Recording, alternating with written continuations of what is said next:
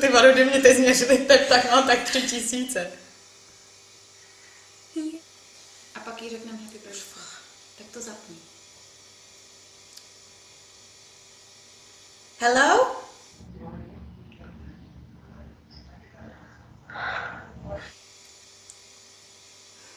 Ona mě neslyší. Vyndej ty sluchátka. Vyndej ty sluchátka. Ne, to není tím. Ona má vypnutý zvuk, tak volá Blakea. Jo? Can you hear us? Zkus si odpojit ty sluchátka. Can you hear me now? Did you see your comments before? Oh, you do, but you can? Yeah, now I can hear you. Okay. Well, because it might have been the headphones. I don't know why. Okay, anyways, I hope it's gonna be fine now. Okay. Okay, Yeah. great. Oh, sorry for the technical issues. I guess you're not the only one who's got technical issues still. I've got them too. Okay. Hi, it's so nice meeting you. Yeah. Bye-bye. Bye, thanks, Blake.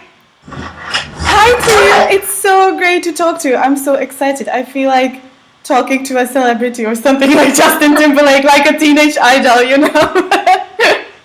It's really an honor. Thank you so much for allowing us and giving us this chance to talk to you. Because, well, first, it's the solstice today, which is a pretty specific day, right? And Yes.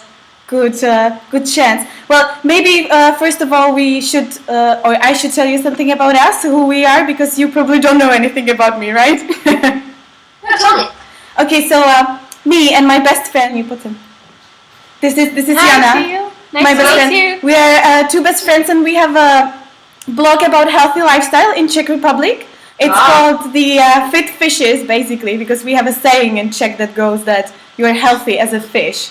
So yeah, I know it's weird. I don't know where it comes from, but anyways, I guess it's because we don't have sea in Czech Republic, so we don't actually know how healthy fish is. But we blog about healthy lifestyle, and really what we try to do is to build or help people to build positive habits and attitudes, and we're all about positive thinking and things like this. And we started just like two bloggers that used to diet a lot and hate themselves, and then we figured that it's so much better if you love yourself instead, and so we started blogging about it. And then eventually, I don't even know how, I got to one of your videos where you had some kind of workshop or something, and I was like, oh my god, this woman is so amazing. She's saying everything that I've always thought of but never sort of been able to put it in this type of manner or whatever. And so basically what I would like to do in this interview, I would like to get to know more about you, because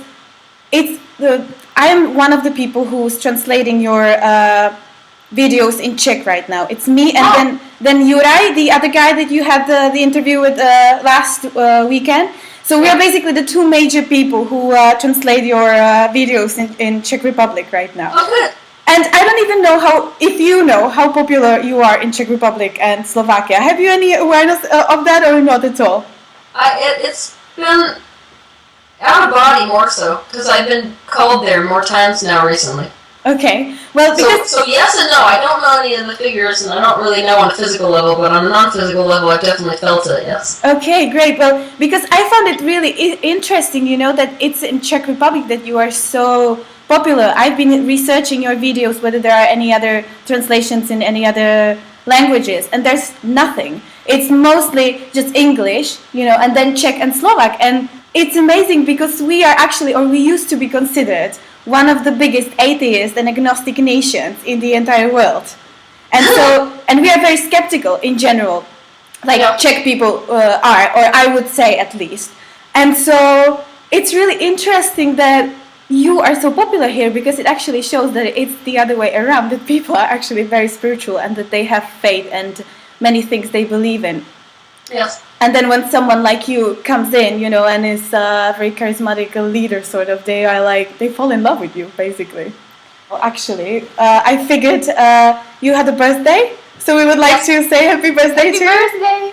Well, thank you. Yeah, it was a really exciting one. I had my very first birthday party. Really?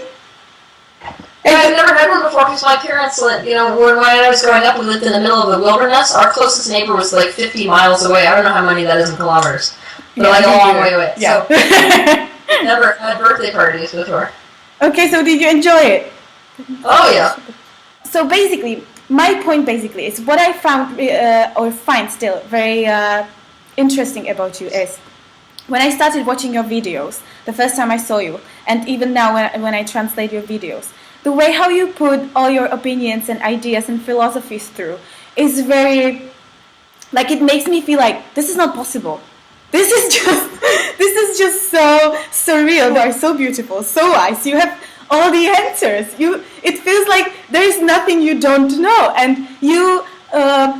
For me, you feel like to be such an authority, and it's almost like when you watch a movie or something, or where you have celebrities, and you sort of know that these people are like normal, ordinary people, but not at the same time, because the way how you know them is very specific, and so you cannot really imagine them in like different lifetime situations, like they are fighting with their friends, or they are eating something and things like this. But then I watched some of your interviews, like for example the one with Yurai, where you are just an ordinary girl sort of, and I hope you don't mind me saying this, but just you feel like someone that I would totally go for a coffee with. Yes. And just have a chat about different things. And so I guess I would like to ask you, who are you, Teal Swan? Do you feel like more like a spiritual guide, or do you feel like more, because sometimes it feels like she's not a human, she's like an angel or something, and then you do show your human side, and it's like, yay, like she's the girl from the next door, and so my question is, I guess, if you would have to define yourself, who would you say that you are? Do you associate yourself more with like your spiritual side and the things you do, even on like a professional level, or would you say that you are rather just a girl like everyone else, sort of, even though obviously this is not the case always, because we are all special and equal and unique in a way, but what would you say? I've never felt like a normal person. Mm-hmm. Part of that is because I don't really, now I have made a practice of relating to people, but I didn't relate to people in the past at all. Mm-hmm. So I would not say that I feel like a normal person, but I do feel like I have, and there's two aspects, right? Mm-hmm. I feel definitely like I am this higher self aspect, which I'm completely in touch with all the time. I can switch into the modality of being there completely and not even relating to my temporary physical issues here in life. And so I feel more like two people in one skin. Okay. And I feel like my goal on a day-to-day basis is to bring them into alignment. Okay. Does that make sense? Yeah. So it's a bit frustrating, actually, if you want to know. If I'm going to get totally real with you, it's been really frustrating, because I'll switch into a mentality where I'm really, despite knowing all these universal truths, 100%, I'll switch into this mentality where currently I'm focused on, how frustrated I am that my kitchen isn't clean. Yeah. And so my life is a process of trying to sort of work my way back into what I really am, which is completely aware of all of it. Mm-hmm. There's not a question that I couldn't answer by virtue of the fact that I can access the Akashic records. And but still struggle with physical stuff, Mm-hmm. Yeah. So am I watching my child enough? Is he happy? What's going on in my relationships? All of it, But so you are dealing with all these issues. What? So you are dealing with all these issues. Oh yeah, and in fact, I used to be really frustrated about it in the very beginning of our career, because up to now it's kind of like people expect spiritual guides to be in the state where they only relate to temporal issues. And in English, of course, temporal issues means stuff that's sort of part of the physical dimension, like mortgage, children, relationships, that kind of stuff. And it's sort of, up to now we've had this view of spiritual guides where no matter, where it's kind of like us and them, Mm-hmm. Here's us, the rest of us that are struggling down here and really frustrated at how to apply these universal principles, and here they are and they're unaffected by it, and so they could live our lives better than we could, type of energy. What's ironic is that's not the truth of the situation, and I think that though they have benefited us, ultimately it's a detriment for that type of a persona to come across to the general demographic, because it really develops, like I said, an us and them type of attitude towards guides, and it also discourages people ultimately towards feeling like they can get there, because we start punishing ourselves. Every time we have an idea about what we should look like when we're in a high spiritual state, and every time we worry, now it's, oh man, as if the worry's not bad enough, now it's, oh my gosh, I just failed at being a spiritual person, I just got an argument, so something must be wrong with me, type of energy. And so I think a lot of that is detrimental, A, and B, it is not the real truth. Mm-hmm. So if you talk to people that live around spiritual guides throughout history, even the most transcendental ones, Buddha, Jesus, all these guys, the story is much different behind the curtain. Mm-hmm. So the general demographic kind of wants to hear that enlightened perfection is possible. At the same time, it hurts them. But they want to know that it's possible. And so in the past, people have really rejected anything that is not super enlightened from spiritual teachers. Mm-hmm. And so it was kind of considered, this is why I'm being so brave recently, it was kind of considered career suicide, frankly. If you were a teacher and you knew all these things, but to admit that you had any struggle whatsoever was career suicide. It meant you were going to be abandoned by all of your followers and that you were going nowhere. But I disagree completely, which is why I'm doing what I'm doing. Yeah, well, I think also, when you share that you're vulnerable, it actually builds a bigger bond between you and your audience, I think, because it shows them that, they can do it too, because you are just like them in a way. Because I guess that was another question I had, whether you think, or because from my perspective, like I get everything you say on a theoretical level, because I've never experienced such things in practice. When I start meditating, I get bored because nothing happens, nothing goes on, right? I'm like, okay, is it happening yet? I'm always expecting something to come, and then I get bored and frustrated that I'm not capable of doing these things. And when I hear you talking, it looks so natural. But then I also noticed in different interviews and things you have said over the course in your videos and places like this, that you have already been born with certain skills and abilities that allow you to see things that other people don't see. I've heard you saying somewhere that you were basically born with it, with the access to all the information. So I'm wondering, do you think it's possible for someone who doesn't have these skills and abilities from the moment they are born to actually reach the level of awareness that you are at? Yeah, at the risk of telling a joke, yes. I was going to be like, no, it's not possible. No, it's completely possible. In fact, I wouldn't be in this position talking to people if I didn't think it was completely possible. Okay. It's just, it's a matter of people learning how to come into alignment with all of that stuff. So when we're born, most of us still see all of that. We choose to switch off our genetics at a certain point so that we don't see those things. And so most of what I'm teaching people to do is to switch those things back on. Mm-hmm. It's just ironic that in order to teach people how to switch those things back on, they have to first access their emotions. Yeah. So, we like to think that getting happy, that's why it's kind of confusing, because there's these two sides of spirituality. There's the let's go get happy, and then let's see all these other dimensions. And they seem to conflict to humans, but they don't conflict at all. One is the pathway to the other. Mm-hmm. The happier you're getting, which is, of course, the natural byproduct of releasing resistance to the issues you have, is what causes you to start coming into alignment with your higher self. And when you do that, you match a multidimensional frequency. Thus, you have access to information which is not purely third-dimensional. Mm-hmm. And so does this go hand in hand in... Because, like, for example, when you speak about the Akashic records and things like this, from what I understood, it's like an out-of-body experience that you cannot really access it unless you master this thing or ability. That's actually one of...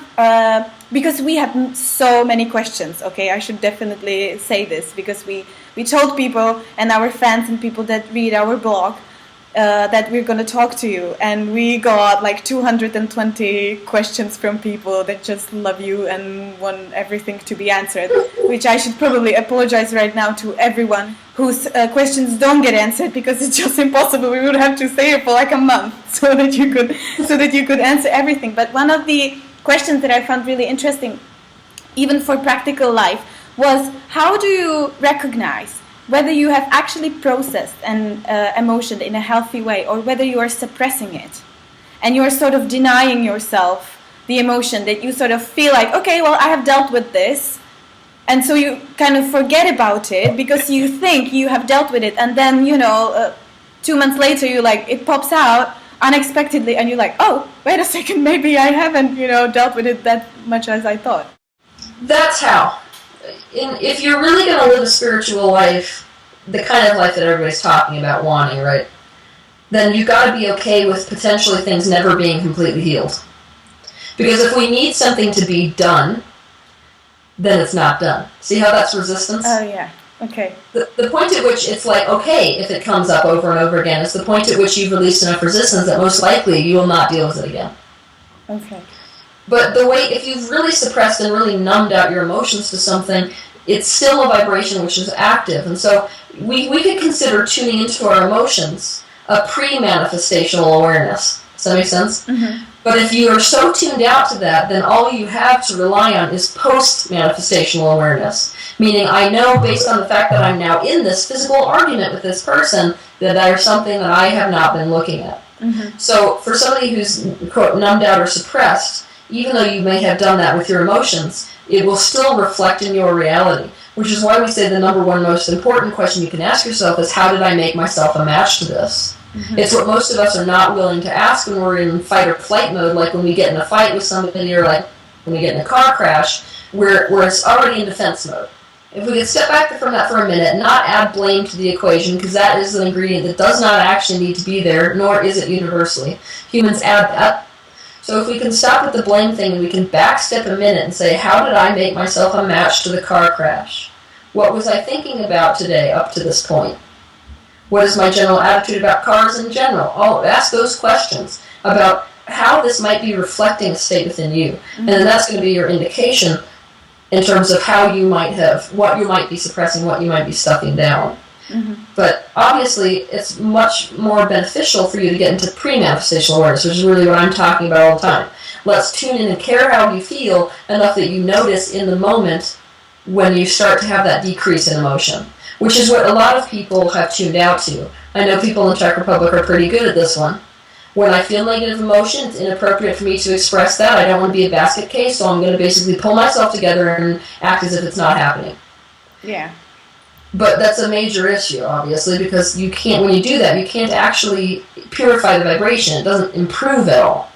So, at the risk of looking a little bit hypersensitive, which I would wish for everyone over there, when you start feeling that decrease in emotion, it's time to stop and express that. I'm feeling this intense sort of drop down in my emotions. Now, what just caused that? What was I thinking, I'm laughing because we just had a moment like the last week together with Jana. I made a huge scene, so and then I was like, I cooled down. I was like, okay, why did this happen? Where did this come from? But it had to go out, sort of. Yeah. Oh yeah, I'm very glad. I mean, people, if they let themselves do that, they'd be much closer to this higher state where they're feeling joy all the time. So what you did was much preferable to you suppressing that emotion and then having the whole week go downhill, which is what would happen. Yeah. Suddenly it's like a snowball. Why is everything happening to me? Yes. Where it's like this happens and that happens and that happens, and you're kind of going, I give up. The universe is against me, Yes. That's how we feel when we're missing something we've been thinking, or, Yeah. And so the only way to know what you've been thinking is to pay attention to your emotions, of course.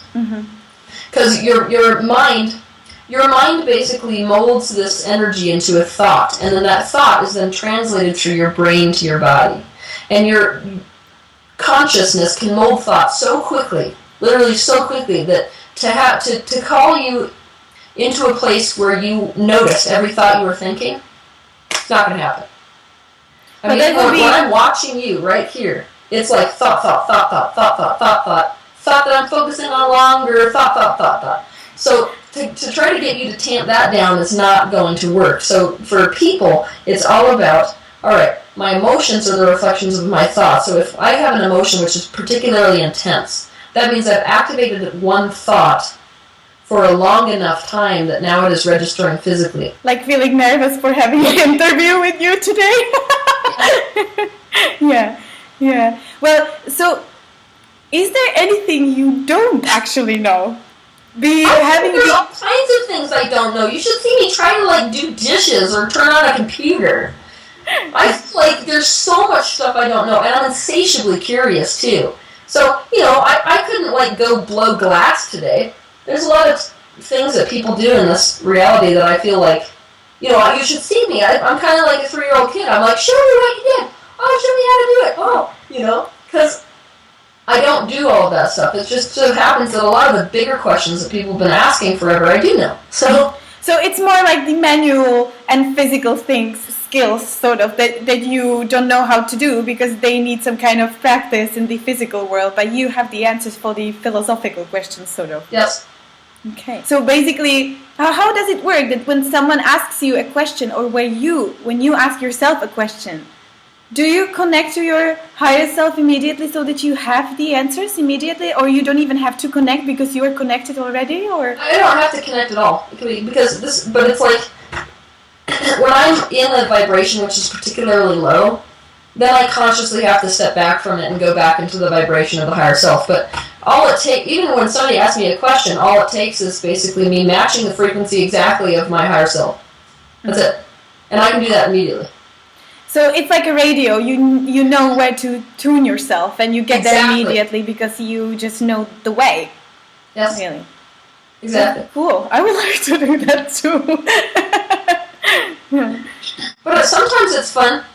I mean, I could get into the answers that way, which I do, but it's fun sometimes to have a more full experience of whatever question that I've asked or that somebody's asked.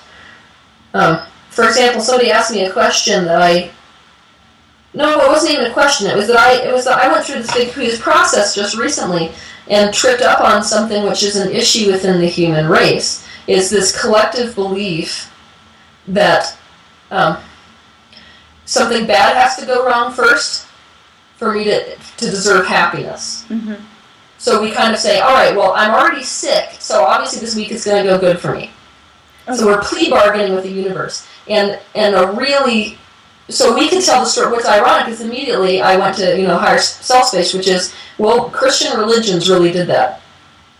And then one of my guides said, well, they had to get it from somewhere, didn't they?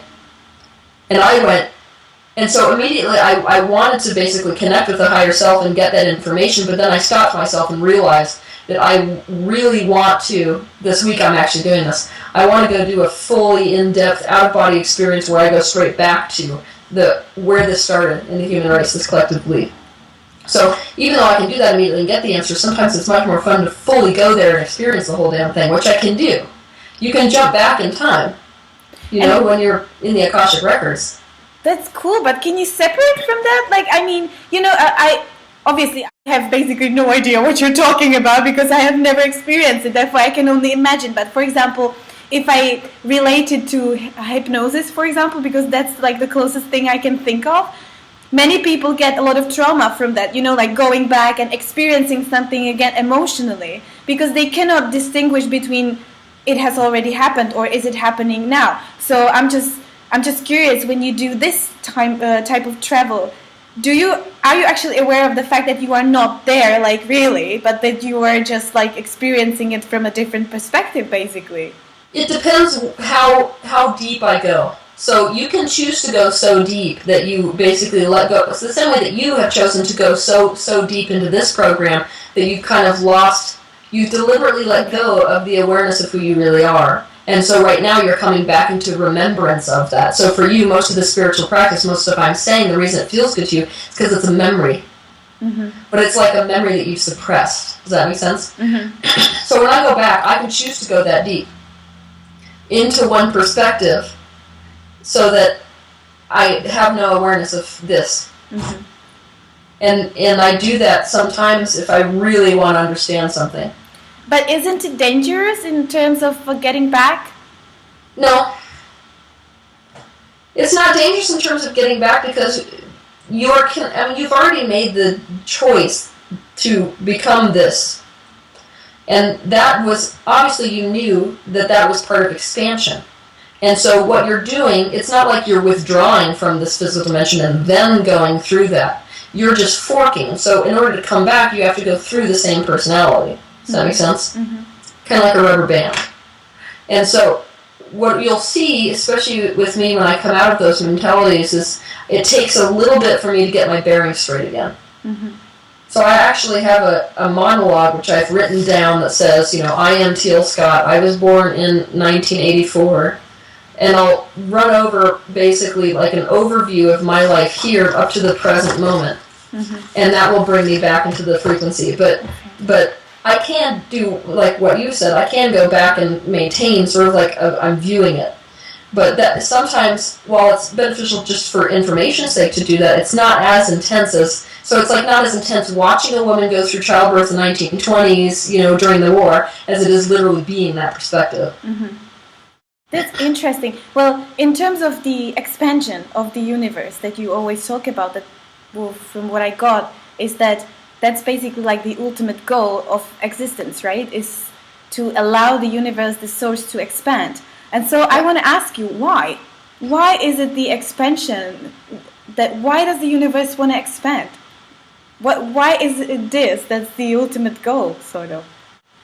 Well, expansion is kind of... And we got an issue with language here again.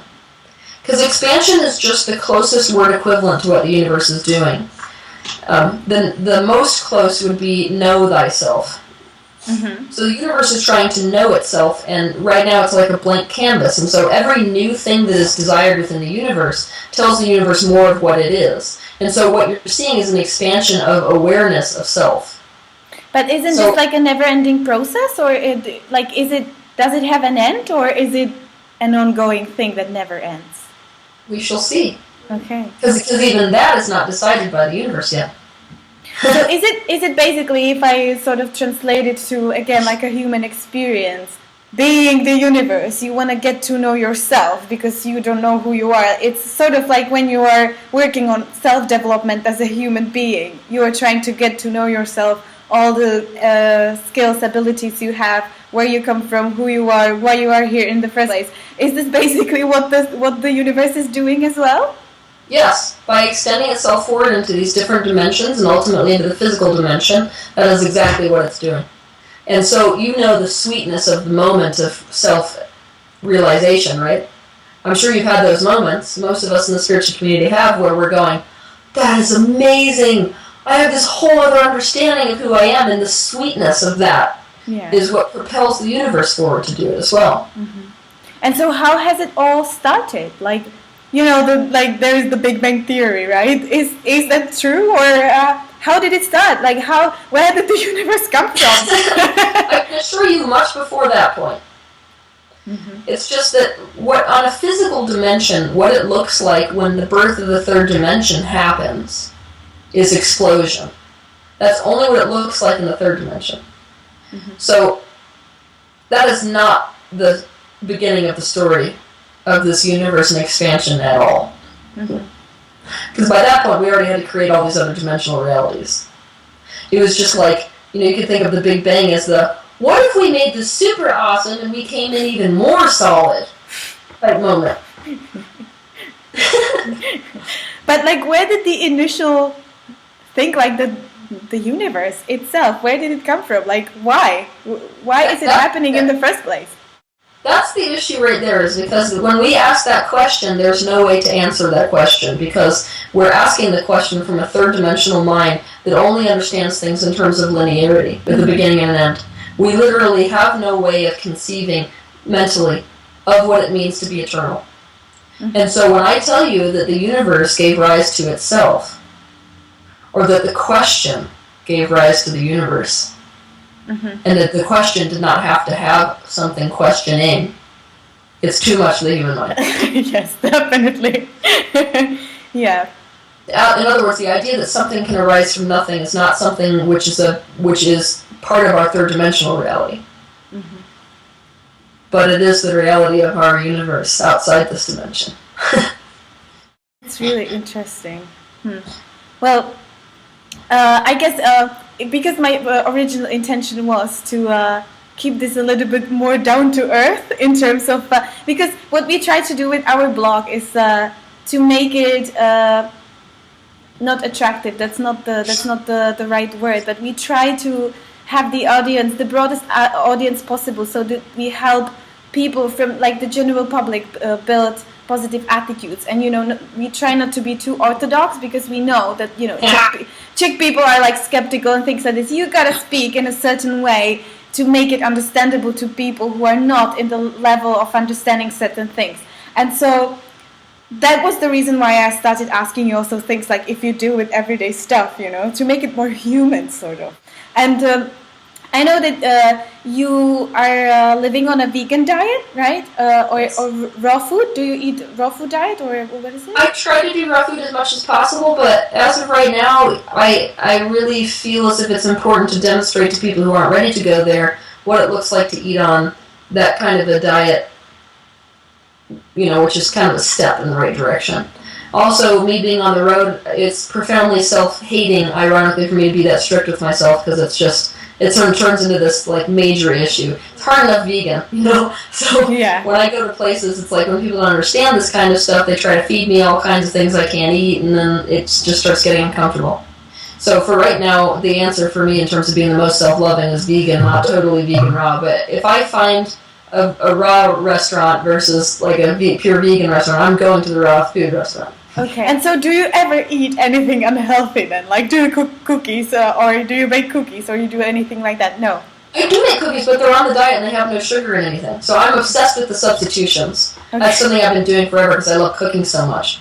I love finding ways to make what looks and tastes unhealthy actually be healthy. Yeah, so that's sort of what we try to do as well. Especially Jana, she's a great cook and she loves baking and do all these things. So okay, here's the rule of thumb, which will be really easy for everybody. If you lift up a piece of food and you think that food isn't healthy and you put it in your body, then it will be unhealthy. Yeah. So for those of us, that's all we got to think about. Why does Teal not eat a cookie out of a store, even if it's right in front of her face? Because if I am looking at the cookie and I'm already saying that does not feel good, and that's like something that's not going to be good for me, then you can be sure that it's not going to yield positive results. But does this ultimately mean that basically ignorance in terms of not knowing that, for example, fast food is going to make you sick is sort of not going to cause you any harm because you don't have the conception of that this is bad for you? It's hypothetically it would cause you less harm, but here's the issue. This is why it's so funny talking about food. It's because everything that we talk about relative to food is kind of a hypothetical. Because hypothetically, if you could think that a candy bar was awesome, good, what is a really sweet thing in your country? Well, we have actually much less sweet pastries and things than you do in US, but we have a lot of bakeries. Like we have babovka, which is like a sponge cake, or we have buns filled with farmer's cheese. Like, oh, get it. Exactly, I love it too. It's so hard to resist these things. Wait, so how do you pronounce that? Babovka. It's Babovka. Oh god, that sounds good. All right. So basically, let's say that if you could think pure positive thoughts relative to eating a babovka, then it would not harm your body. But here's why this is a hypothetical. If you were to raise your frequency, meaning we're living kind of thoughts where we're positive thinking, we're doing things which are in line with our highest good, the vibratory rate of the babovka would not be anywhere near our vibratory rate. And so we would not even attract it into our reality. And if we had it in our reality, we would not feel the compulsion towards it. So the only reason you feel that compulsion towards babovka is because your frequency is low enough that it matches those kinds of foods. Oh no, my world is falling apart right now. Well, did you notice this though? Like most women, when they're on their periods, right, or when we're in a depressed mood, that's when our thought patterns are spiraling low enough that suddenly that looks really yummy. I'm totally an emotional eater, so I know exactly what you're talking about. Yeah. And so I guess I have a question that I gotta ask you, because our blog is about healthy lifestyle. What does a healthy lifestyle mean or look like in your opinion or for you? What would you say that a healthy lifestyle is or isn't? I would say that we can make it super, super simple. Mm-hmm. And a healthy lifestyle is anything where when you ask the question, what would I do if I loved myself? The answer, basically, is the healthy lifestyle. So a healthy lifestyle is going to look different from person to person and different from 1 year to the next based on a person because it's a progressive thing. So, for me right now, does it sort of look like a healthy lifestyle to be a raw foodist?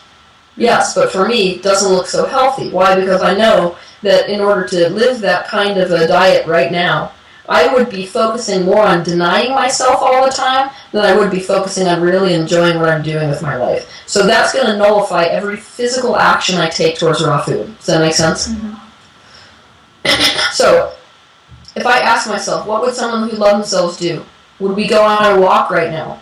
If the answer is yes, then it looks like a healthy lifestyle for me looks like taking a walk. We're always working with our human ideas about what health is, though. So most of us, the second we have an idea, walking is healthy, this kind of eating is healthy, then that's the rule for us. So you'll notice that when you ask yourself the question, what would somebody who loves themselves do? The answer is going to be in tandem with what we already think is healthy. Which is the only reason why it sort of seems like, well, that and frequency, vibratory rate is the reason why it seems like people who are in a high vibratory space all have the same kind of lifestyles, We all eat the same kinds of foods, we all have, participate in the same kind of activities, most of us meditate. It just looks like that because as we increase our frequency, we're matched to other things at that same frequency. So it's not like we can write out a recipe for all people. In fact, that's one of the things I think is the most important, is that humanity in general has been focusing at the human organism as if we can separate this part from this part from this part, and that I can tell that you're going to be the same as this other woman, When humans, one person is more like an ecosystem than an organism. Meaning, they actually just did this awesome study that came out, which is just going to back up exactly what I've been saying, which is that all of the life that makes up your intestines, like your exact biochemical balance in terms of all of the bacteria and all of the biophages that exist inside of your system are more accurate to you than your fingerprint. Mm-hmm. So you are this very complex, totally unique ecosystem. And we're just looking at the exterior, I guess, of that system. And so I can't tell you what would be the best for you and you and you and you and you and have it be the same thing. So we get into trouble when we say, all people should eat this and that's the answer to health, or all people should exercise this way and that's the answer to health. It's much more individual. So the only way to say what is to live a healthy life is to take the individual, have them get in touch with their own emotions and their own intuition to such a degree that they are doing what's right for them. So like green tea in general, right? We think of that as a healthy food. Yeah. But it might be very self-loving and very healthy for you, whereas way too much caffeine content for her. And so for you, healthy. For her, not healthy. Mm-hmm. Make sense? Yeah, definitely. I think that's also probably the issue with modern medicine, right? That it sort of tries to generalize and doesn't take individuality in perspective at all, because it gives everyone the same pill, it treats everyone the same way, doesn't really have time for listening to your story and all the reasons behind why you're passionate about this topic. I know. Did you see my blood pressure? Yes. Okay. It's a major issue. It's such an issue. This is the major issue with Western medicine. We cannot approach the body like it is a mechanical organism. We can't treat people like they're the same. Until we learn how to not do that, Western medicine is going to continue to fail, which is what it's doing already. I mean, this is the whole thing. Western medicine is very good at putting a physical body back together. So let's say we're mangled in a car crash. It's very good at piecing this bone with this bone, and that's what it's good at. The rest of it fails miserably. Like literally so bad, especially in terms of chronic illness, that it's abysmal. It's embarrassing. And that's what I always say, that it actually even makes you feel like you're taking your body to like an auto mechanic or something, fix all the pieces because it's not working anymore, and then you're sort of expecting to get out of there and everything's working again, and no, it's not. And then people are like, what's going on? Yeah. Well, it feels that way because that's how it is. That's how they see it too. The doctor who's a stomach doctor deals with the stomach. That's all he deals with. He doesn't understand the way the stomach relates to everything else in the body. Well, because many of the questions we got were actually health related, obviously, and but many of them are very general in terms of what's the cause of depression, how to treat it, or what's the cause of this type of disease and that type of disease, and that was actually one of my questions, whether it's even possible to say that there is some kind of general ultimate reason behind illnesses in general, or whether it's so individual that you just cannot say that, because for someone it might be self-hatred, for someone it might be actual toxin poisoning from the environment, for someone it might be something completely different you would not even think about as a cause of illness. So is it rather like this, or probably it's a little of both.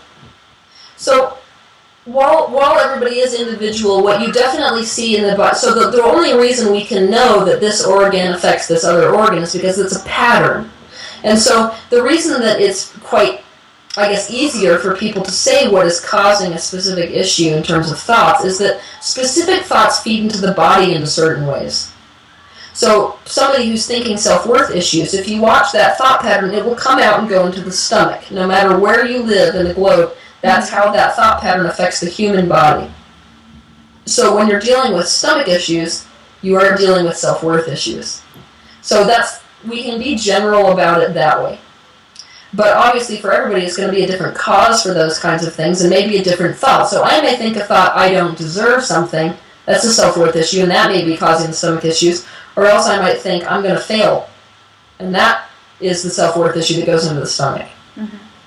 So and unless we identify that particular thought, that's our thought, relative to that type of issue, we're not going to actually solve the stomach problems. Mm-hmm. So for example, in terms of sight problems, because that was one of the questions I am actually very interested in, because I have bad sight myself. I am actually wearing lenses right now. And so why do you think it's such a big issue right now in today's world that there are so many people who are getting sight problems? Again, is it possible to generalize or not? Okay, so you're going to speak to people. I'm sorry, I get so excited. All right. You're going to speak to people who are going to tell you a lot of stories about how it's the pesticides in foods or all these other things that are causing it. That is just what we're making ourselves a physical match to. So if you were a child and you were a match to some sort of a hazardous spill, like a chemical, it's because you already vibrated, you were already thinking thoughts that made you a match to that. So let's tell the real story. Ready for this? Yes, I don't know. Most of us come into this physical dimension and we forget that we create our own realities. And so we think that we're opting into a physical reality which is already here and already static, right? No matter whether I'm here or not here, the war is still going on in Iraq, right? Mm-hmm. The minute we think that way, there's this major disconnect here between who we really are and who we are in the physical body. Who we really are says, why are you focusing on that? You came down here to focus deliberately on things that made you feel good so you could create your own reality. And the physical self says, I'm focusing on it because it's true. And the higher self says, well, you better not focus on that. But I have to focus on that. No, but you don't. Well, okay, in order to not focus on that, I have to not see it. Mm-hmm. Okay, so I think I have just sorted my side issues. Oh, yeah. So the answer is, the question to ask yourself is, what is it that I'm not wanting to see? See, but that's a really interesting question, because at the same time, I am sort of convinced that I'm very open-minded and that I'm give it to me. I'm ready to handle everything and I want to know the truth, and I'm open. I feel like I'm opening my eyes to everything and not really hiding away from anything. But I guess that's probably that might be the blind spot. Oh yeah, if we have eye problems, there's always a blind spot. Yeah. It's that we may be open to seeing a lot of things, but there's definitely something there we don't want to be looking at. Or there's definitely a side of us that is still convinced we don't create our own reality, so we'd rather not see reality. And it's kind of like a cop-out. If I'm not seeing things that are in front of my face, then it's easier not to focus on them. Mm-hmm. So if I'm not the kind of person that distrusts my own ability to think in a way that benefits me, let's disable my body so then I have an excuse. So it's like a crutch. Interesting. And so when we were talking about the fact that you are so popular in Czech Republic and Slovakia, do you do you have an answer for that? Why is it that it's these two countries? Because again, like what I said in the beginning, it's fascinating because of the sort of religious, skeptical things or the climate that's here, and also because of our communist past and all these different things where people were suppressed for so long, basically, and they had no freedom of expression, or they didn't even seek it in many ways because they felt threatened by it, and maybe that doesn't have any sort of connection whatsoever, but it has a huge connection. Okay. What it is that when we are in an attitude of total atheism, we're swinging the pendulum. So we've come from this total control, most of it religious-based and all this other stuff, then we swing the pendulum and we reject it completely. But by swinging the pendulum and rejecting it, we lost something very valuable. Mm-hmm. And so most people, though they felt more free in a state of rebellion, they felt like some kind of absence here. Mm-hmm. And so many of them were asking, what is the meaning of this then? Because there is a sense of meaninglessness that happens when you believe in atheism. There's a sense of there has to be something more here, and I'm basically spiraling. So this thing which felt better than being totally controlled by communism, this thing that felt better to me doesn't feel better anymore. Mm-hmm. And so because of that, people pushed forward, even subconsciously, asking to know what is more than this. And so you always get your answers when you ask those kinds of questions. And they always come in a package that appeals to the specific race. Does that make sense? Yeah. That's really interesting. Because, yeah, I found it fascinating because, I would never expect that this would get, the Czech nation and Slovaks, Czechoslovaks would get so hit by this, because I was like, yeah, Czechs are very skeptical. I sort of feel like there are two polars in the society, in our society, that people are either very open to this or they are like super skeptical. They don't really want to hear about that, and they are like very, materialistic based, and they call themselves the realists, right? Like, well, what I see, that's what is, right? Like, it's got to be logically explained, otherwise it's non-existent. Like, how can I trust you that you are telling me the truth? Like, you don't have anything in your head. So step one is I explain things in a logical way. Step two is I don't need anybody to believe me, and I think you can feel that when I'm talking. I think the worst thing I can do for somebody is say, this is the truth of the universe, this is how it is, now swallow it. That's the opposite of what I do. Most of my teachings are about, look, I don't need you to believe me. I need you just to admit to the fact that your life is miserable enough that you might want to try something another way, and try it. And if it works for you, then awesome. If it doesn't, then throw me out the window. Yeah. And so for people that are skeptical, that doesn't feel like a threat.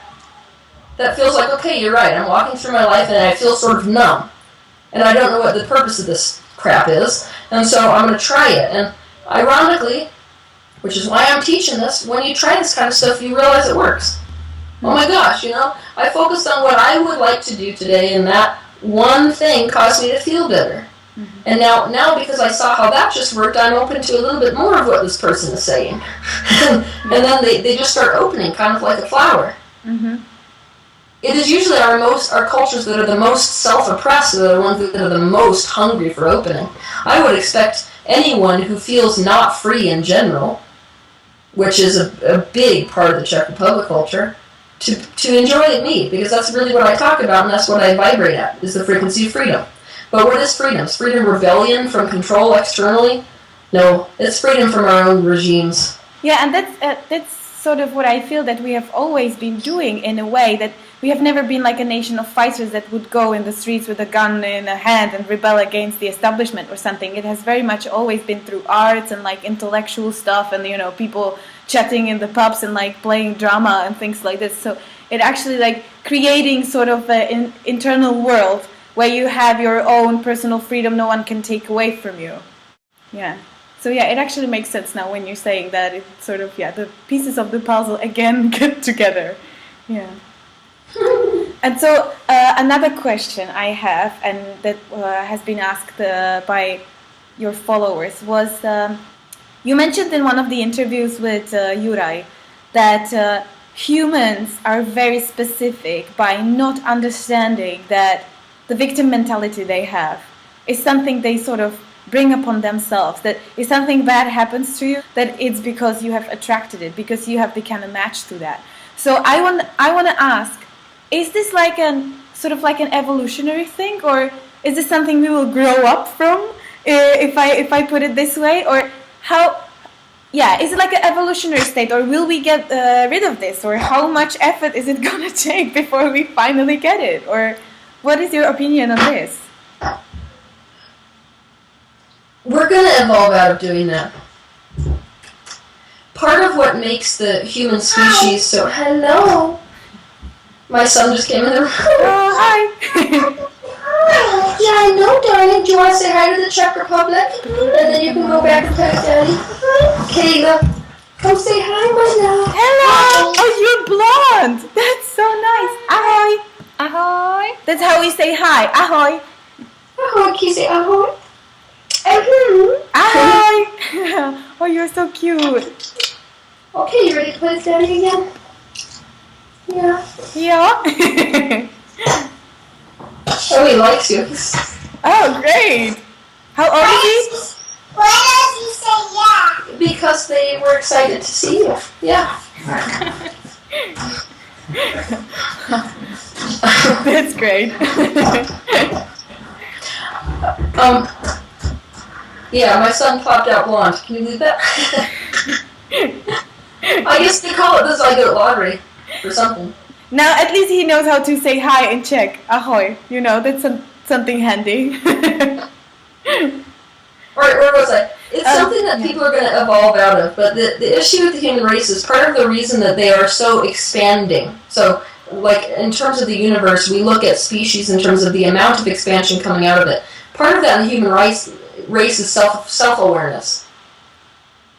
So it's not about that other thing, it's about me. They're very self-focused, and that's really beneficial for expansion.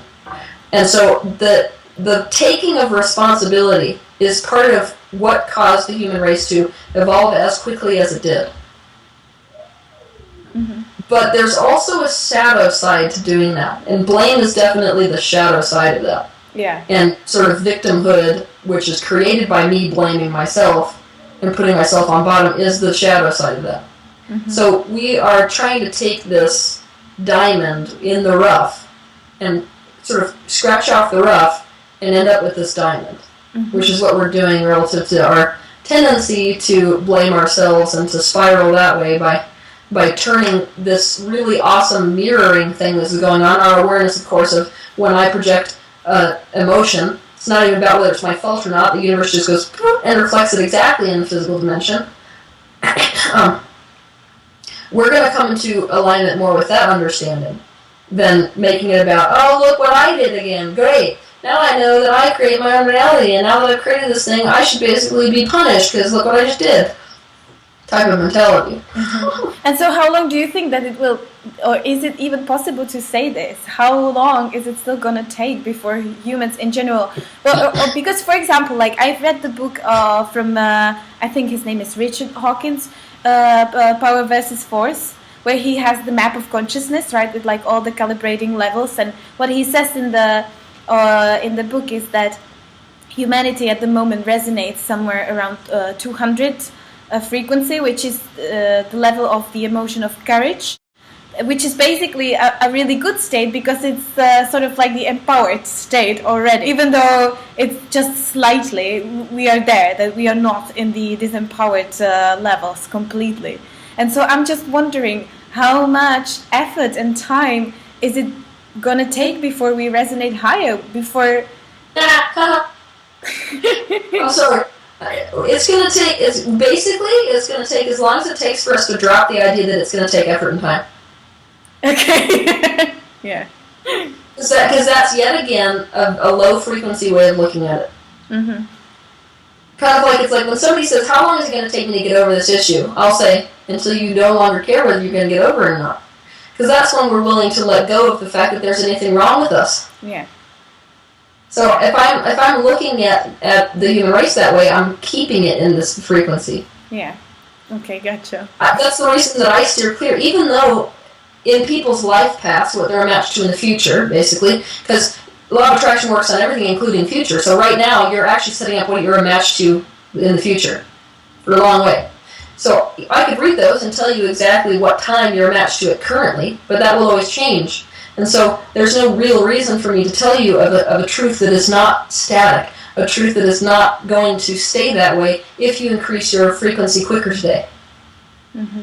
Well, what sort of not scares me but intimidates me in this is that level of ignorance, basically, that like you feel like, okay, I'm doing things the right way, I'm trying to think positive and do like positive changes in my life, and then you're like, oh, okay, I've been focusing on the issue the whole time instead of focusing on something that's not an issue. And it's like a vicious circle for many people, that like some of the questions we got as well were around like how do you prevent chemicals and microwaves and pollution and radiation and rays to affect your health, whether there is any protection and things like this, which is like, I get the fact, I know why people are asking this, because they want to avoid things that affect their health badly. But again, like what you're saying, if you think that this is affecting you badly, then you are attracting it. Am I saying that right? So what is the This is why. This is an inclusion-based universe. So in an inclusion-based universe, you can't push anything out of your reality. And so this is how it works. If I'm pointing at something and saying, no, that's bad, I don't want it, you're including it in your vibration. If you're pointing at something and saying, yes, I want that, I love that, you're including it in your vibration. So it's impossible to avoid or to protect yourself against without simultaneously focusing on what it is that you're trying to avoid and protect yourself from. And this is just, it's common when we get into this issue because we are new to the idea that we create our own reality here. So this is a brand new idea that we're trying to marry with the idea that there's some truth in the universe we need to own up with. So this is just a natural thing that happens when we're changing our whole beliefs. So the goal, of course, is to jump totally onto the ship of I create my own reality. Thus, if I do that, I don't really have anything to fear, do I?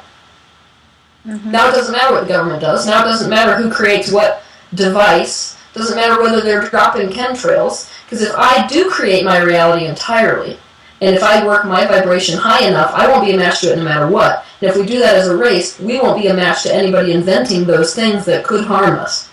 Mm-hmm. Yeah, but doesn't it take time though? Like, I definitely agree with this. Like, this is something my mom has always taught me as well, not even knowing you or anybody at that point. She was always, if you want to make a change, you got to start with yourself, because you cannot expect anyone else to change if you don't change in the first place. But this still doesn't deny the fact that you can change and like slowly, maybe influence other people as well, that they will be like, okay, well, this is working, let's try this as well. But that doesn't deny the fact that still the world operates in certain mode. But is it that basically, like, for example, I don't know anything about chemtrails and conspiracy theories and something like that, because I'm not really interested in that. But if there is something like this, does it mean that if you don't even think about it, if you don't have the concept of it, that it doesn't affect you? It's sort of like with the food that we were talking about earlier, Like, if you have the concept that hamburger from McDonald's is going to make you healthy, is it? Because it's still processed or made by some people that puts some frequencies or energies in it, and those will affect your body? Okay, here's the issue. What you're doing, the mistake that you're making right now is that you're thinking that it's possible for someone to experience something like McDonald's even if they didn't focus in a negative enough way to be a match to it. Okay. So it's not about knowing or not knowing. It's not like if you don't know that McDonald's is bad for you, that it's good for you. What it is that the person who doesn't know McDonald's is bad for them, but is also thinking positive thoughts on a daily to daily basis, they won't even be a match to the experience of McDonald's. Okay. Does that make sense? Yeah, it does. It's just it's hard for my brain to process it. No, because I definitely, I do understand the concepts. It just that sometimes it feels like it clashes with the reality, right? But I know at the same time that it's your brain who creates the reality. That like what you focus on, you have. It's like, when someone starts talking about babies, then suddenly you see babies everywhere. And it's not just that there would be so many babies all of a sudden. It's just that you start focusing on them. Yeah. but it's just sometimes it's more complicated in the life than just seeing babies. So it takes you a longer time to process that in your head. And then we had another pretty interesting question that goes back to relationships, because and to your video about the 10 tips about relationships. One guy asked whether you could answer how do you put this in practice with like open relationships, open sexuality, things like this? When you have a partner that you have some kind of intimate relationship with, you might even live together, and then like all of a sudden someone comes from the outside and you are still like, you might tell each other, okay, it's fine, you know, if you have other partners somewhere else, but then again the practice comes in play, and it's like, yeah, you have all of a sudden like a hysterical attack that you are jealous or something like that. How do you deal with these situations in a real life? You gotta realize that if you're even a match to being with a partner who would freak out about that, you got issues relative to yourself doing it. So it's all about purifying your ideas about that in general. Yeah, that's what I thought. So yeah, with that, that's it's never going to be an issue of, oh, I'm going to go take this action which is super in alignment for me and it's going to yield negative results. If it does, you did not completely line up with it. So what's ironic about the human species is, if most people who are wanting open relationships ask themselves the question, do I really want an open relationship with someone that I'm completely in love with? Most of us answer no. Yeah. Most of us will realize, when I'm really into somebody, I don't want other people to sleep with. In fact, when I'm with them, all I can think about is that one person I love. So that's the indication that what's the real issue is what's going on between you and your partner currently. It's not that you're super in alignment with like open relationships and they're not. Make sense? Yeah. So that's the time to ask yourself, am I really in love with this person still? So does this mean that basically when you are truly in love with someone, you don't want to be with anyone else? Because again, this is sort of like a generalization maybe, or is it how it works? That when you feel that connection, you feel it with one person only? It's a pattern in the human race, that's all it is. Okay. Yeah, okay, great. Can't like where in alignment for them means that they will have open relationships. But it is more likely that the pattern within the human race, that's because the human race has so much Pleiadian DNA, and Pleiadians are pair bonders naturally. So because the human race has such dominant Pleiadian DNA, especially relative to relationships, then what you're going to find is more often than not, when a person is completely in love with someone, they don't want to be with anyone else. I'm really sorry. We are just having some other technical issues here. Sorry.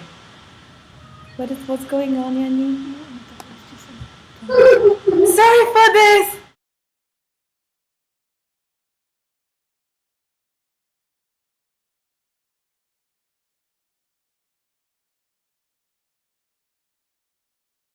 Another question we had was about dreaming. What's going on when you dream? What is it? Is it like a different state of consciousness where your consciousness basically gets detached from your physical body and therefore you connect to your highest self, or what is it? And what are dreams really?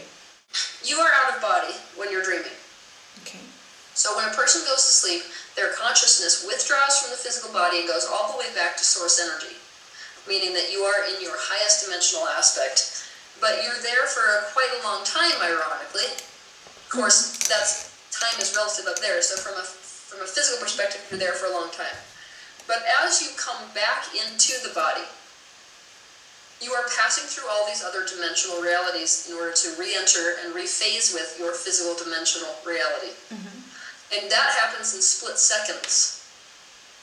But as you go through that, you are downloading information about what is in those other dimensional realities for you. So let's say in your physical day-to-day life, you are thinking really negative things about your boss. You're feeling really controlled. Now let's say that you go have this dream about a giant red ant that's chasing you around. And when you think about it, when you come back awake, you realize that the feeling that you had about that black ant was the same that you have about your boss. What it was is that when your brain came through all of those thought forms in the other dimensions. It interpreted it in the way that it can understand the vibration the best. So, ironically, your brain might decide that a giant red ant is more symbolic of the way you feel relative to your boss than the image of your actual boss, which is where dream symbology comes in. Okay, so for example, if I oftentimes dream about driving a car that I cannot really control, then it might be a symbology of like I'm not in control of my life, basically. It's like not having brakes in my car and just going somewhere and I'm gonna crash. So what you'll notice is that you feel like that quite a bit. It's just the reason that you feel normalized to it is because your brain says, when I feel out of control, when I order something at this restaurant and they don't have what I want, that's normal. But if you were to check your emotions actually feel more like you were headed down a hill in a car with no brakes. So your brain says, actually, the extremity of the emotion you feel relative to that more matches this scenario. So we'll show you that scenario. So the dreams are an incredible opportunity for you to know what frequency you're vibrating at, what you're actually making yourself a match to, ironically, because that's the actual vibration that you have relative to whatever normal event you've got going in your life. But what about the thing that we don't generally actually remember our dreams?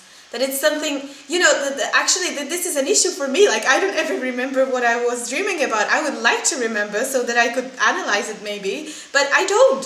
So all you want to just start pulling at strings then. So first of all, what'll be good for you is to release resistance and say, you know what, if I'm supposed to remember something, I'll remember it. Okay. So there, you've already released resistance, so you're no longer focused on the fact that you don't remember. Does that make sense? Yeah. Because if I keep saying, I never remember my dreams, the body goes, okay, which granted, you don't remember your dreams. Okay. So that's step one. Step one, it doesn't matter. Step two, let's start pulling at strings. So I wake up and I keep a dream journal right next to the bed. When I wake up, I write down anything I remember. And if I don't remember anything, I write down how I feel. You just write down the very first impressions you have upon waking up. And that's like pulling a thread. And you're already focused on that vibration, so the vibration will get bigger. Pretty soon you remember more and more details. Pretty soon your dreams become more linear. Pretty soon you can put them together and interpret them. Yeah, that makes sense. It's just that, see, that's the thing with the law of attraction and everything. Like, you know it in theory, but then, like, you forget about applying it in so many areas of your life because it just, you forget, basically. That was the design of this dimension. So this is going to sound vulgar, but we call it going balls deep in the program. And you know when a guy gets in the water and he, like, hits his, testicles, he's like, woo! Balls deep in the program for us humans means in the physical dimension, I'm going to get so lost in the separateness that look at what kind of expansion that's going to give me, right? You can't truly know oneness until you know separateness to its furthest extreme degree. Talk about the life we're living, right? I'm going to go in there, even for me. This is why we've got the dichotomy. I'm like, I'm this person that knows all these answers, came in with these answers, sees the united connective nature of this universe, and yet, I'm dealing with washing dishes and, feeling frustrated because my mother said something crappy to me today, And so, even me, coming into the physical dimension means that you're going to disconnect yourself from that united reality to such a degree that of course you feel that way. But the whole goal here is that now that we've done that game, okay? If you're watching this program, you've done that game. You're ready to come back into alignment with who you really are. So it's all about just the day-by-day practice. And it's not like super hard. It's all about in this moment. What one thing could I think or one thing could I do that would make me come back into alignment with who I really am? It's that simple. We make it complicated. Yeah. I think it's also because many of us, we don't actually know who the real me is because you have never experienced it, It's just something like that people tell you, right? Like, yay, like you're amazing and you were born like this miracle baby and you can do everything and you're full of potential. But many people don't feel like that because they've never experienced it. So it might be harder for them to reconnect to that because they feel like it's not there in the first place. Yeah, but I guess that's the ultimate. I'm not worried about it. You want to know why? Yeah, tell me. Because, yet again, nobody has to believe that they have a real self. It is the basis of who you are. So it's not like we have to go looking for something that's lost. All we gotta do is decide, do I feel really good in this moment? No. Okay, well, what can I do that would make me feel a little bit better in this moment? What feels more in alignment? And then what you start noticing is it doesn't take any effort, it just starts shining through. I don't have to go looking for who I really am, it just sort of pops up. Because I cleaned all this crap out of the way. So it's like, nobody has to believe that they have a true self. And nobody has to know who that real self is. We just gotta start caring how we feel. Yeah. Notice that's coming up a lot? Yeah. Yeah, it's because if we're, the collective vibration in the Czech Republic is very much, I'm not allowed to care how I feel. Because things just have to be done. Yeah. I don't care how I feel, my kid has to be driven to, whatever thing they're doing today. I don't care how I feel, the house has to be clean. It's like we've made other things a priority over how we feel. And of course you're not going to feel like you're on the right path if that's the way you're thinking about life. Yeah, and I also think we have a lot of that mentality that, you gotta work hard for everything. That nothing comes easy and that, basically without effort you don't get anything. So like if it's easy, like you're saying, like, it's already there. You don't have to do anything. Everyone will be like, yeah, right. Yeah. Yeah, and what I would say in response is quite easy. Keep trying it that way and see whether you can even enjoy what happens in the end. One last thing I would like to ask you is, this goes back to the interview you had last week with Juraj when you were describing your vision of the Teal company and all the changes you would like to do in the world, which I think is amazing because I actually resonate with a lot of them, especially the medical one, the food one, everything. But I wanted to ask you about the education one because what you said was that you think that it's important that we focus on sort of cultivating like specific skills that everyone has. If you have a talent for whatever, working with computers or making music, you should focus on that because like the general knowledge that's taught in schools right now in terms of where different countries are and what type of religion they have or don't have and whatever we have in chemistry and physics and things like this, these are sort of just lots of information that clogs your brain and you don't really need it in many cases. But I actually wanted to argue with that a little bit. Okay, come on. Because I think that when you don't have general knowledge of these things, at least a little bit in terms of like, people in different countries live in a different way and things like this creates ignorance for me, which is very dangerous from how I perceive it, because I feel like this is what creates hatred and xenophobia between people, because they don't know each other. And to justify myself, okay, I'm an anthropologist, therefore I have studied like how different cultures and societies live and that we should respect each other for who we are without wanting to change other people. But what I have faced many times is that the ignorance, the fact that people don't have enough information about something because they have never heard about it or never cared about it, creates fear in them because they feel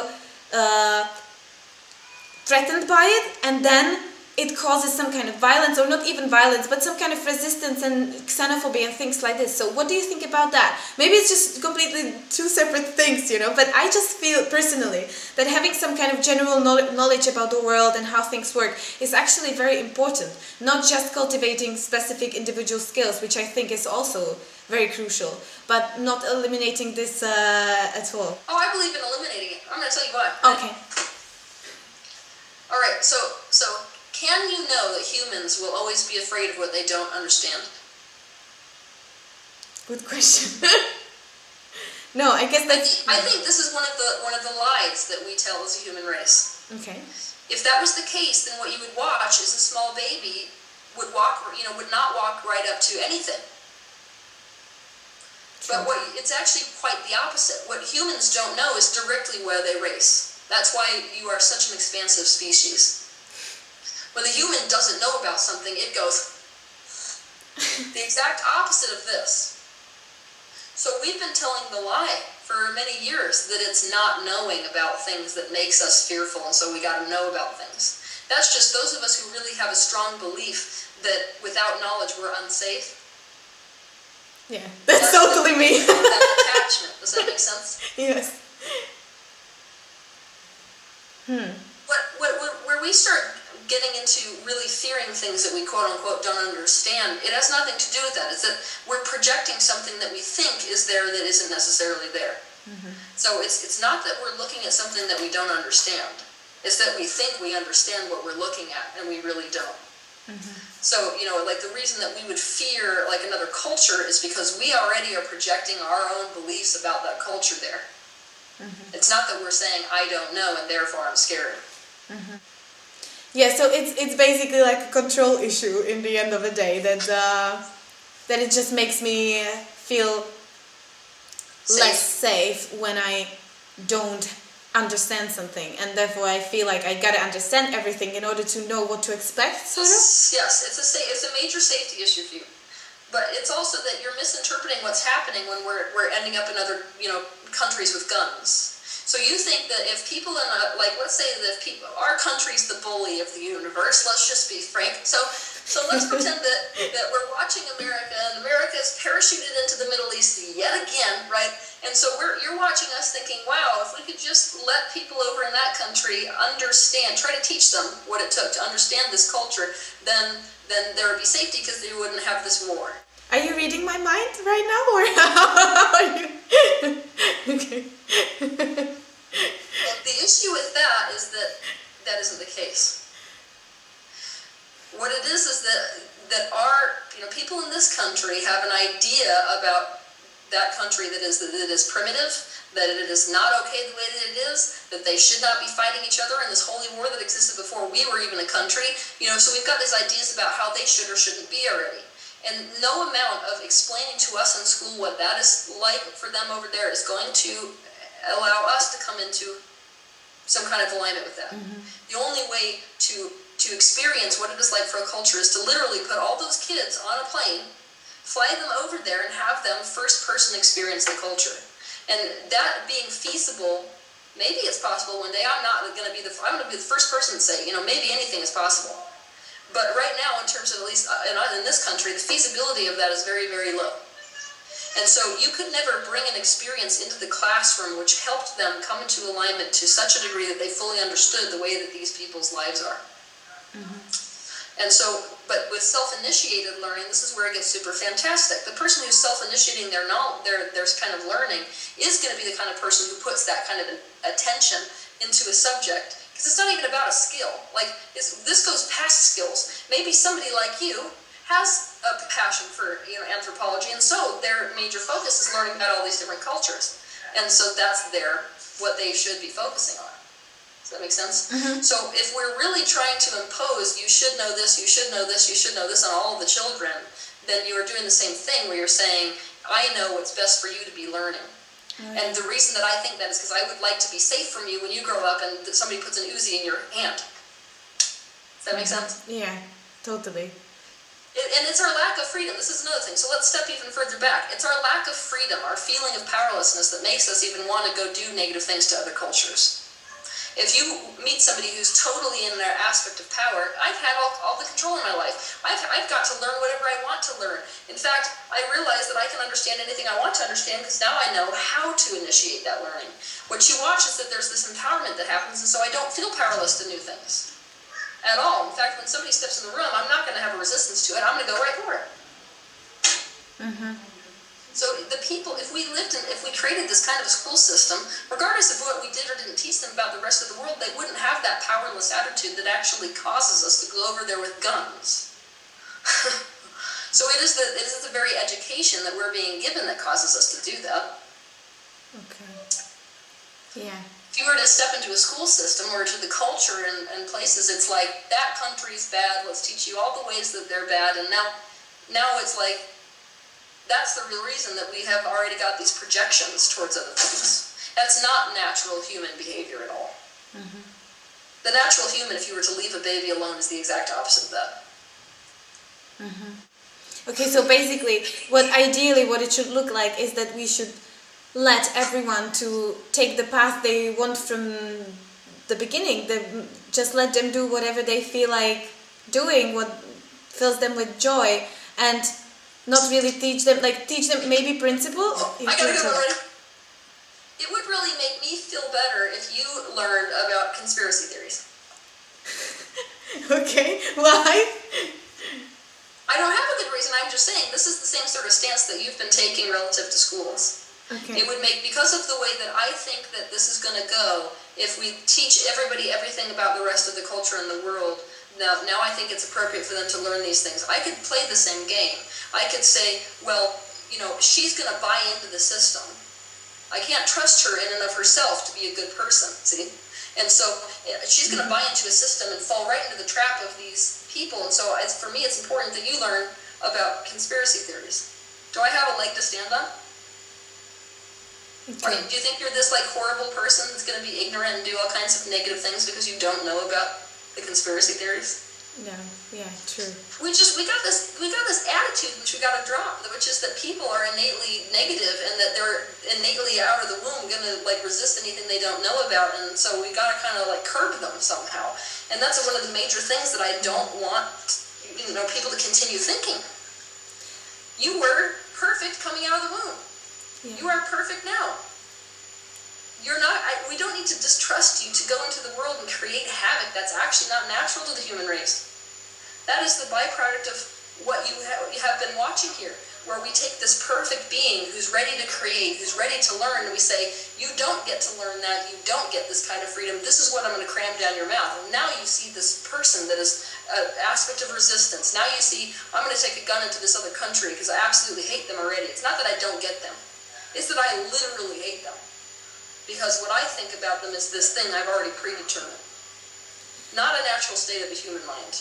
But so how do you do it in practice? For example, I hope you don't mind asking, but are you going to homeschool your son, or how is it going to work? Because, you are right, listening to this, it makes absolute sense. But how do you put it in practice in the real world, when there is all the kids go to school and they are taught certain things, and then if you raise your child differently, it sort of automatically becomes an outsider, and therefore another type of resistance is, and sort of trauma is created, right? So how do you avoid this? I don't want to avoid it.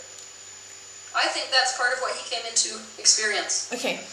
And so for me, what it's going to be about is doing whatever feels in alignment for him in the get-go. He's going to get to initiate what he wants to do. If he really wants to go to school, I'm sending him to school. But it's going to be his initiation, all of it. If he wants to learn from home, then he wants to learn from home. I'm going to get him tutors that can teach him the stuff that he really wants to learn.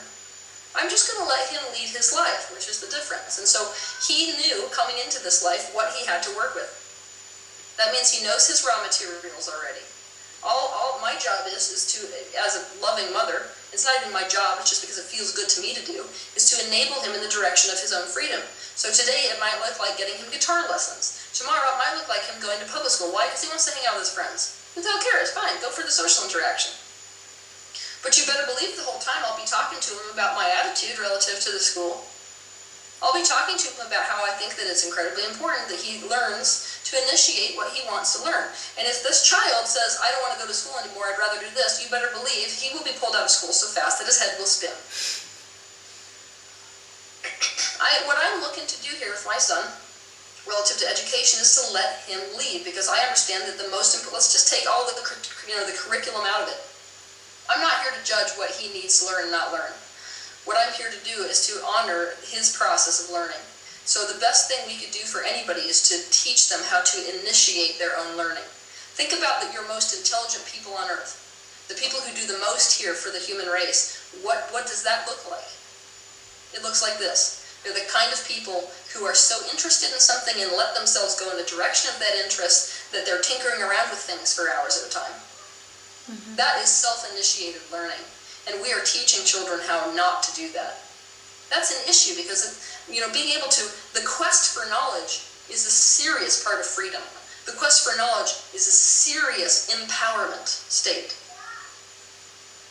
So if I would like to empower my child, that's what I'm going to empower. I'm going to empower him to find his own answers. I'm going to empower him to initiate his own learning process. It's that simple. So that'll look different today versus tomorrow.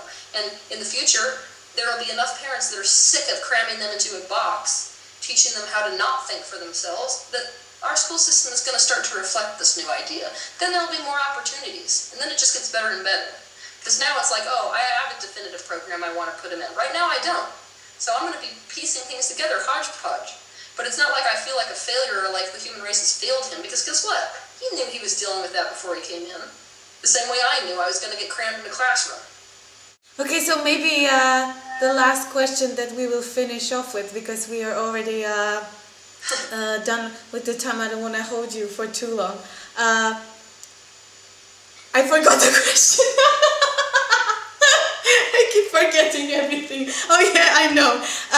When are you coming to Czech Republic? That's what I wanted to ask you. Or are you planning? But I'm sure as hell going to be there. Yeah, well, you should come, at least to Europe. Are you planning any trip to Europe, like to do any sort of workshop or? Yes, in November I'll be in London. Okay, great. So we should organize something with Yura, so you can come here as well. Completely love that. Yeah. Okay, great. Well, that's like I said, I'm insatiably curious. So you better believe it's like hard to talk to me when I'm in new locations. Sometimes I'm good when I'm like stuck in a room, but when you bring me to other countries, you should see me. I'm like a 3-year-old kid.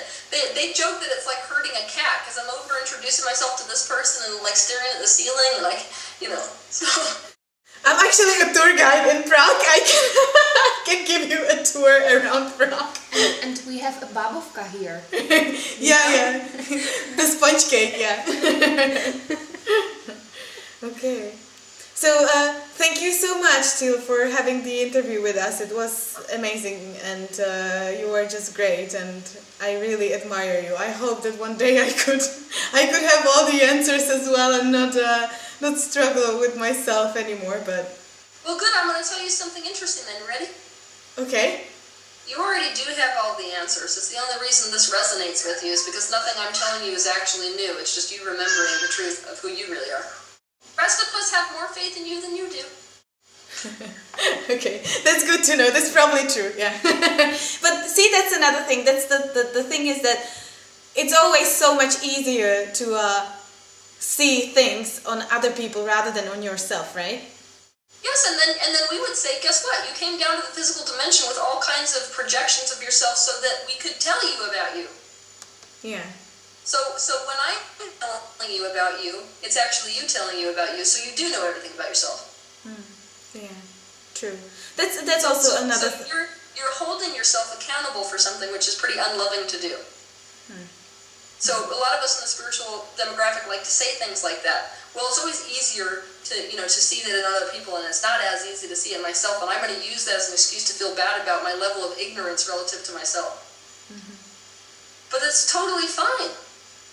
The reason, so we're all here, so we understand we're all oneness, right? But you're in this perspective, I'm in this perspective. We call these perspectives by a different name. But all this is you looking at you from multiple perspectives. So rather than tell the story of, I can't know about me and only other people can know about me because it's hardest to see yourself, let's just tell the true story, which is, it's super beneficial to understand this perspective of that perspective. Make sense? To sort of understand the perspective of me looking at the perspective that I think that I cannot understand myself, but I can understand others. No, like what's the reason that exists is because it's super beneficial in this universe. I'm looking at you from a different angle than you're looking at yourself from. So of course I'm gonna see different things. Yeah, true. So instead of sort of beating yourself up with that, which by the way you do when you say that I'm watching your frequency move that way, instead of beating yourself up with that, let's just realize that was actually the way it was meant to be. That others would see things about us that we don't see from this perspective, because it's a different perspective. Okay, I'll no longer do that then. Well, this is it. Your friend gets to call you on it every time. Okay. Well, I don't know what happened here. It got stuck. Like we cannot see your image anymore. I can just hear the audio. But yeah, the Really, it's the same over here, but in reverse. Is it you? Am I stuck on your picture as well? Well then, once again, thank you so much, Teal. Thank you. I love you. We love you too. Thank you very much. And enjoy the solstice today. Okay. Oh, I will. Okay. Yeah, I'll see you later. See you. Bye. Thanks. Bye. Bye.